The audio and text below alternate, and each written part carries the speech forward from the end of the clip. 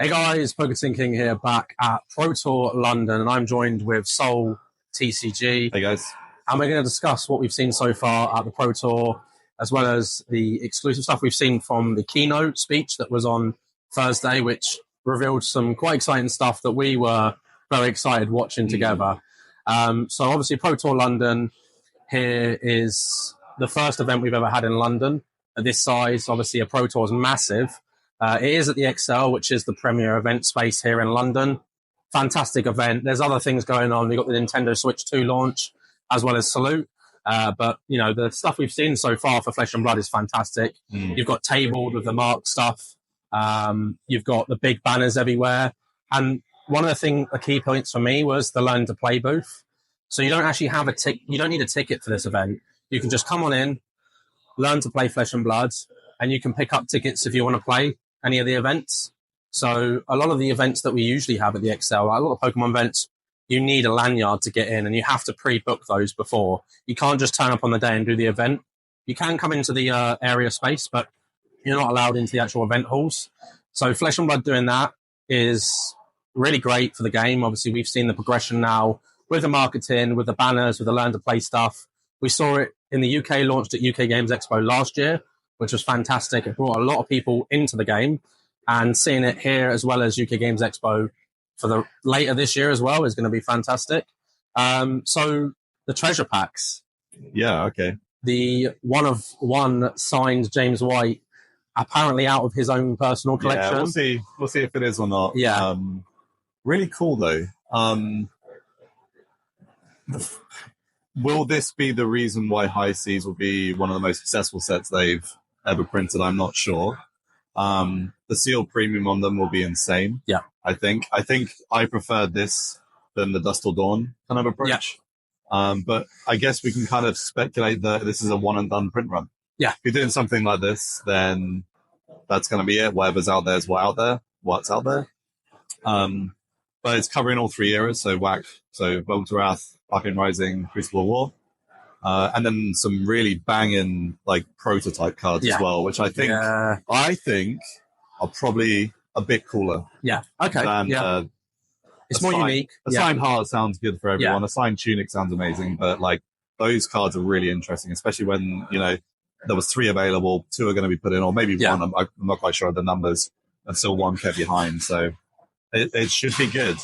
Yeah. They're sandwiched in between 2 cards, so you have some semblance of like safety in these kind of promo packs. So also because they're in the box, weighing it's not going to be a thing. Yeah. Unless you're an LGS, open the box that sells singles, and there'll be contention behind it. But at least it's in there and not like in the case, for example, where you can just sell the boxes separately. Yeah. And I don't think there'll be any weighing conditions really. No. Because cold foils will exist in that middle slot regardless. So it seems okay for that. Yeah. I think it does the best of what Dust Till Dawn tried to do, as well as the gold pack in Misfail. And I think that brings both of those together and just better. I think, I'm excited to see what we're going to have going forward, but I agree. I think the prototype cards, I think that great library of Solana is unreal, is amazing. Obviously, the signed cards from James White are amazing. I think we discussed if I pulled one, if you pulled one, would we keep it or would we want to part ways? I mean, it's a very expensive card. It is a one of one. We already know somebody that will definitely want the Mask Momentum. We'll have to hold Lee hostage for that. He's definitely going to want that. But I think it's great to see what the progression we've got here. And a lot of the collectors, that were joining the game earlier on had a little bit of issues with some of the stuff that had happened over the last couple of years. And maybe some of the collectors did leave and they felt that, WAC wasn't being represented enough. This definitely represents those first 3 sets, which are integral and important to this game. And I think it's that unique thing of like after Hunted, which was a great set, obviously sold out really well. We know that there was issues with the printing of that set. We know there's going to be another supply in July. If High Seas had come out after maybe Visfail rather than the Hunted. Oh, sure. Yeah, it might be slightly different, but a lot of product's going to get cracked. So it'll be interesting to see what the print run is if we ever find that out. As you said, it's going to be fixed because you've got those 101s. It can't be reprinted. so far we've not seen Fab do the approach of like Weiss does, where they reprint and instead of gold signatures, they do silver signatures. Right. So that's their way of getting around reprinting and not doing a fixed print run.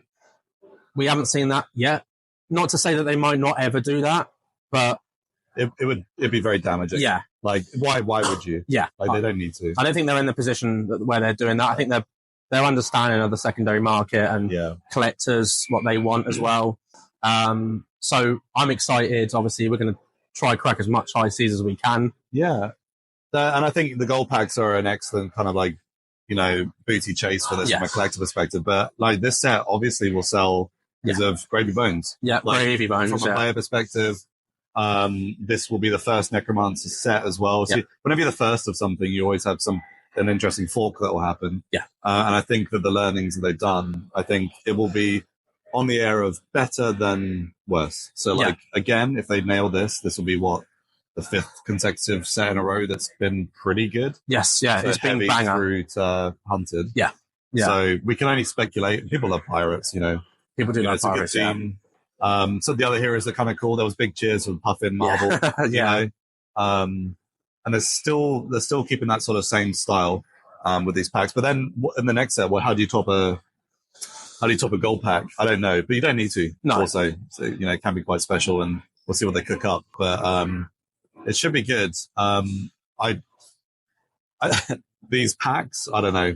You want to crack them for a chance, but like, there's some people that I feel that might keep them and hoard them a little bit, and then crack them all in one go or something. Full degen. Student's going to do it 100%. Yeah, exactly. Yeah. There's going to be a video of like 100 of those being opened. Really interesting. We know the map of the products. Yeah. What premium will these packs have per box? Like, how will that affect the UV of the set? Will there be another shelter incident? Will we have another EA reprint back in the day? Maybe an E-Strike or something like that, Yeah, I can see that happening. So we'll see. Yeah. So obviously we've got the Guardian Mastery pack as well. A little bit more details. As James mentioned, this has been brought up in quite a few events now. It obviously did get a little bit delayed.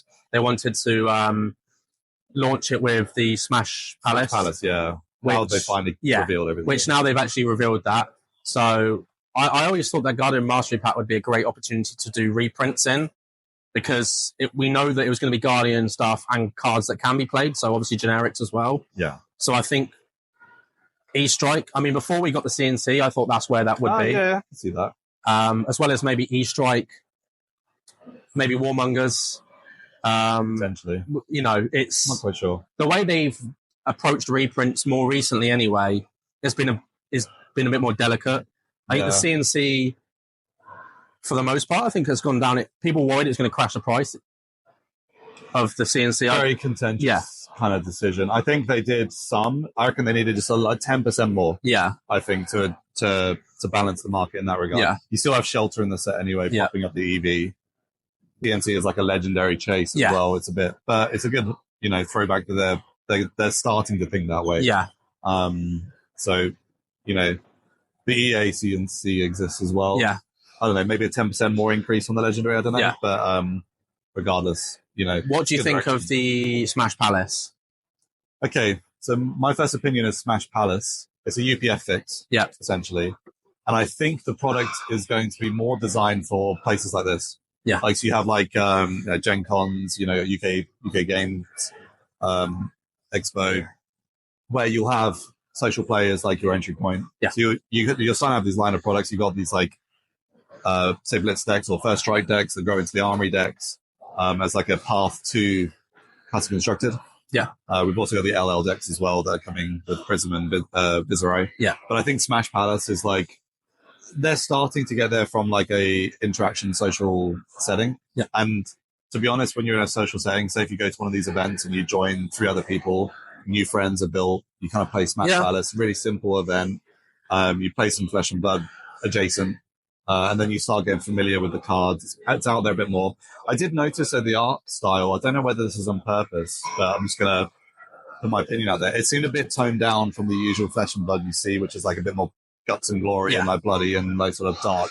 It seemed to be just a bit more playful. Yeah. So they might be trying to hit that target audience with Smash Palace, at least from the marketing, from what I've seen. It looked less niche style.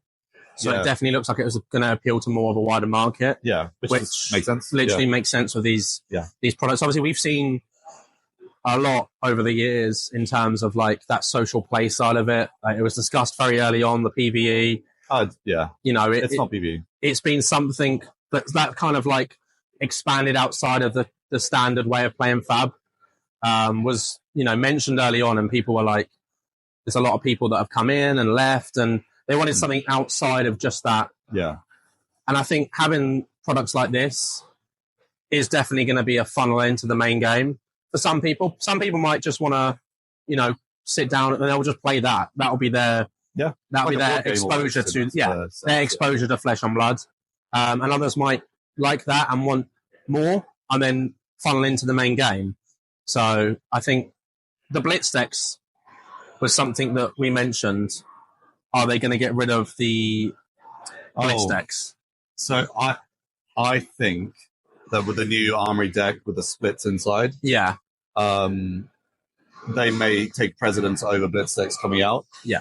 But we do have some legacy products, which are the collections. We get the mat and the Blitz decks that's in them. Yes, yeah. So I don't know what they're going to do. Yeah. Could do both. Why not, right? They could do both, yeah. I think because I think recently a few of the sets you've only been able to get the Blitz decks through those, right? Yeah, all three. You can even buy one. It's unless the LGS breaks it down or something like that. So you usually get a couple packs in there and the playmat. I think it's a nice product. If you want to get into the game, you get a couple of packs, you get a playmat, you get a nice storage box as well. A couple of packs as well, I think. Yeah, you get a couple of packs in there, which is always... that style box was the first time I saw those was at Worlds in Barcelona. It was the Uprising Dragons. And I really like that box with the whole design all around it. So it'll be interesting to see what they do. Obviously, you touched on it, the Prism and the Viscerai decks are going to be for the US exclusive convention. So far, at least anyway, we know. That's quite interesting. I didn't expect them to do something like that, especially straight after Viscerai basically LL'd. For me, it's like you're into LL if you have played the game before. Yeah. Right? So you had the cards that rotated out and then you moved into that format. To play in that format at that level, you kind of had to have played into that format. Yeah. So actually getting a head start to play essentially modern, right? Or vintage or whatever you want to call it. At least there's like a modern deck now that you can just jump in and play at these events. And they're not like Pro Tour events, like they're Battle Hardens. You know, I don't know whether eventually they'll make LL a Pro Tour viable event. I don't think that will ever be the case, but at least you get an option to go, hey, I've seen this LL event. I can buy a product to enter it. I don't need to buy cards that can only use it. It's at a decent price point. Because if you're investing into LL only, it can get a bit muddy when you're trying to play CC as well. So, I don't know, but these products I did not expect them. No, at all. It was a straight surprise to me. But sure. That was a great keynote, by the way. The whole keynote was just, I was standing in front of you and every 5 seconds I was just looking back at your face to see the expression in your face. I was worried about the treasure pack. Yeah, when they mentioned about the history and the fable, I was looking at him like, oh no. And I spoke to a couple of other people as well that mentioned that as well. Yeah. That they were like, oh no, are they going to... Because he mentioned the reprint policy. Yeah. It was the most tasteful way of doing it, and I'm excited. It's going to get me wanting to open more. Yeah. It'll be definitely interesting to see where those kind of settle on the secondary market in terms of sealed packs. Yeah, I think it depends because you have a lot of the other chases that are only in them as well. Yeah. So to get those is almost you have to go through the 2 steps of like opening the pack. Yeah. And then you might get. You got the 9 amulets, right? They were like 1 in 100. 1 in 100, exactly. Which looks awesome. And they mentioned it's all the all the areas of Wraith. Yes. But one of them we don't know about yet. Yeah. And so we're gonna potentially find that out when it gets opened. Which may be in next set. Yeah, possibly. I mean, we don't know. We know that at some point Monarch 3 will come. Yeah. We don't know when. 2026. Yeah, I think that probably is fair. I think it's a good enough time. It'll be definitely interesting to see what happens. But I like that they've released the Armory deck alongside the set for Gravy Bones. Oh yeah, that I think is great, having an Armory deck alongside these as well. So if you don't want to maybe crack packs, you can just buy the deck. Yeah, I think that's very important because say a new person who likes the idea of this Necromancer, but they don't want to buy the set, they have an option. Exactly. It's really good. And then they can maybe buy a few packs, maybe they get some goodies, or maybe they buy some singles. Yeah, they can bolster it up if they want to. Yeah, that kind of progression. And obviously, we had the IRA Armory deck, which I'm very excited about. More ninja. It's a pathway deck. Yeah, it's cool, but it's a pathway. Yeah, exactly. You for the welcome to IRA, you've got the Armory deck now. They obviously announced the welcome Bravo deck as well. Yeah, which is again another option. Another option now.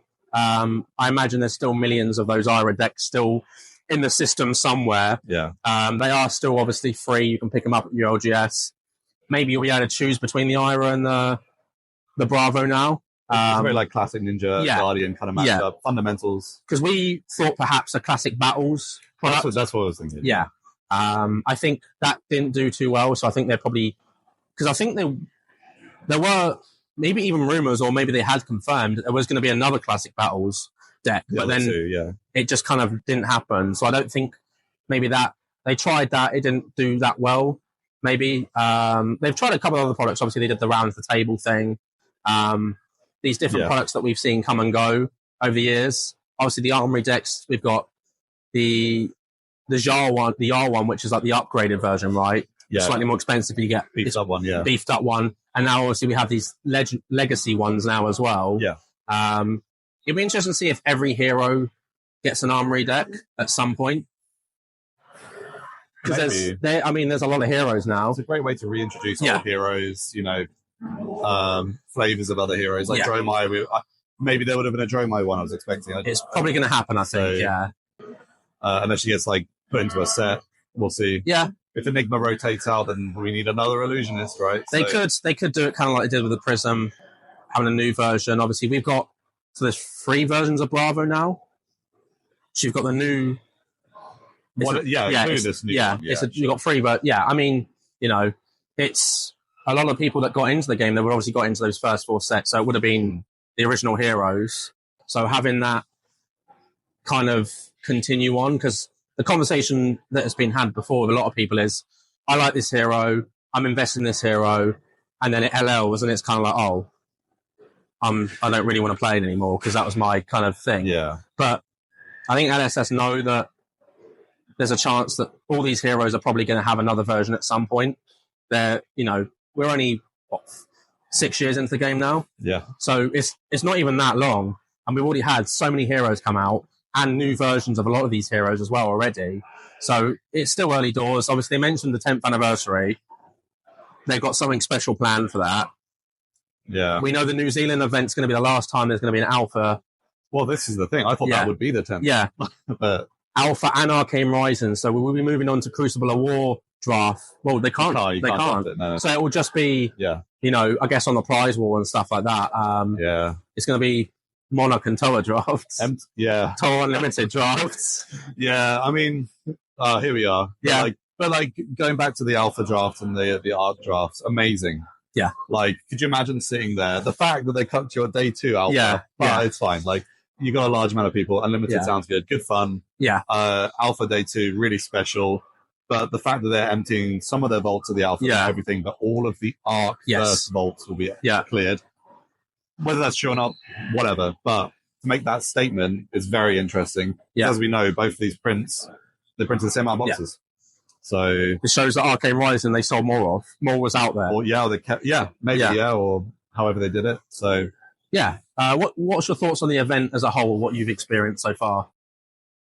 This is probably the best event I've been to. Yeah, I went to Amsterdam. Really nice. The benefit of Amsterdam is Amsterdam as well. It's a really lovely city. It was really awesome. This one benefits. It was an hour down by train, so super local. This venue is really good. Really clean, really, really big. They really went, all out on them. It's really nice seeing when I walked through the door, there was just flesh and blood everywhere. So they've really taken over the place, really, and capitalized on that sort of footfall that's walking through the Excel Center, really. Event itself. So I played a few side events. So we've got a next one later on today. The Sing Below promos are killing it. They seem to be really well received, which is really good. Great promo. So there's that. The prize wall's been good. The map choices have been good. So the merch has been good. The artists are cool. Mark Paul being here, an old school and Magic the Gathering fan. It's awesome to see him. I wasn't in the Pro Tour this time from playing, but played a bit of the calling. and a few more of the side events. But it's been really good connecting with people. London's a good spot, like massive airport nearby. So, New Zealand, and it's some new friends from New Zealand, Australia, like the US crew came over, Europe's in. So it's been a real, like, really, really awesome event just to meet people and connect. In the real life for some people. Yeah, in the flesh and blood. In the flesh and blood, yeah. How about you? Yeah, I mean, I love these events. It's contagious. It really does bring that sort of... Every time I come to an event, there's like a bit more love for flesh and blood as a game. It's that meeting with people in the flesh and blood, learning their experiences, how they got into the game as well. And everybody has a different story. There's a lot of people that I've spoken to that came in at the same time with me with Crucible of War. So it's nice to kind of like speak to so many people that's first experience was cracking Crucible of War, which is the best set. And, it's my favorite set. It's very personal to me. Obviously, those first 3 sets are extremely important and very special. And I would argue for any card game that I've experienced, it's the strongest first 3 sets out there. I think as a package deal, those first 3 sets is great. But the event's been great. As you said, amazing venue. It is the premier venue here. There is a One Piece Regionals that's happening more central in London near the Dark Sphere store, I think. Sorry, Bandai, but, LSS came in and booked this. And as you said, as soon as you come in, you've got the banners at the top, you've got the mat on the floor, you've got the tables as well. You're everywhere. It's flesh and blood. And this was something that we spoke about for so long, that Flesh and Blood really needed to kind of advocate and market more. And these last 12 months, not only has these sets, as you said, been amazing, it is just fire after fire after fire, but they've really ramped up that marketing. They're doing things like Gamma, like Games Expos. They're in America, Europe. Like, they're going to have premier booths now, exclusive products. San Diego Comic-Con as well. It's huge. Yeah. It's really huge. And it's only going to bring more people into this game. And, I'm excited. Already. Yeah, it already has already. We've got with our crew, 4 or 5 new people that have never done a calling before, engaged. And they all won round 1, by the way. Nice. So big up to those guys. All from this kind of momentum. Yeah. Whatever's happening. So it's just the start as well. Yeah. You'll see fruitions probably next year of the full momentum of the campaigns and stuff. And the convention stuff as well. Yeah, so the convention stuff. And you're always going to get these people coming into these events that are not there for Flesh and Blood, but are interested in it. We know that the product isn't sold in big box stores.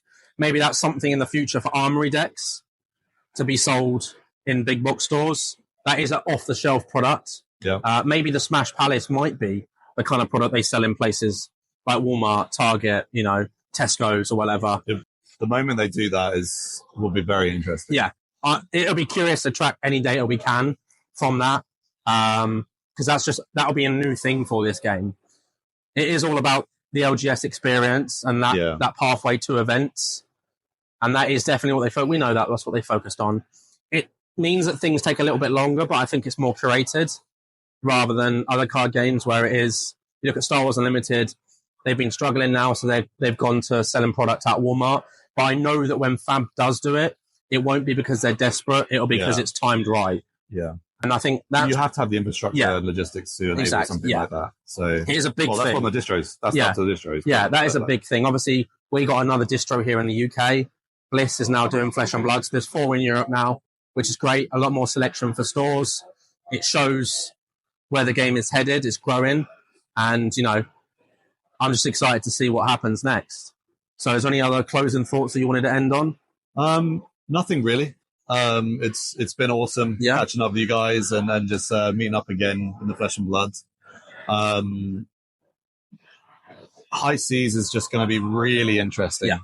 The Hunted was way more popular than they envisioned and planned out. Let's see what the print runs are like. Yeah. With High Seas and the distribution of that and see the adoption of that new hero. Yeah. It's not a new era in any sense, but the gold packs are, vastly improved from the Mistveil kind of concept and the Dust of Dawn stuff. And see if Smash Palace is better than Bright Lights. We'll see. Yeah. with the Guardian Masteries, with the crack shop and plate Yeah. stuff. So yeah, other than that, just something closing. Yeah, just shout out Salt TCG. Come and join me on my channel. I'm going through what is, I don't know if it's worth it, but I'm trying to get a 9.5 alpha Rainbow Foil Master set, and join me on my journey on that. And you'll see me go through my trials and tribulations and tears and joys and screams of me going through that. So join me there. And as always, please comment, like, and subscribe, and have a great day.